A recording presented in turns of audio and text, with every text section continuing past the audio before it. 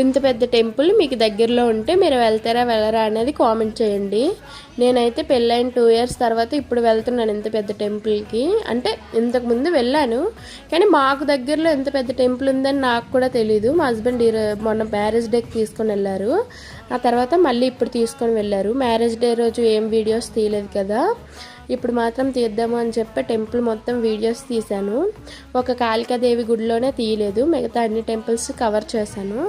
ఈ ఒక్క గుడిలోనే అన్ని దేవతామూర్తులు కూడా ఉంటారు. అప్పట్లో ఇక్కడ ఉండేవారు అని చెప్తారంటే. ఇప్పుడు శ్రీ ఆంజనేయ స్వామి ఉన్నారు కదా, అతనికి అంత సింధూరం అనేది ఉంటుందంట మనం ఎంత క్లీన్ చేసినా. అలానే ఇక్కడ గజస్తంభం, అలానే కపస్తంభం కూడా ఉంటుంది. కపస్తంభం పట్టుకొని ఏదైనా కోరుకుంటే జరుగుతుంది. చూస్తున్నారు కదా, చాలా బాగుంటుంది. చాలా పెద్ద టెంపుల్ అనమాట. ఇది ఎక్కడ అంటే కుముల్లో అనమాట. కుములు వచ్చి ఎవరైనా సరే పెద్ద టెంపుల్ అంటే చెప్తారు. ప్లీజ్ ఛానల్ లైక్ చేసి సబ్స్క్రైబ్ చేసుకోండి. బాయ్.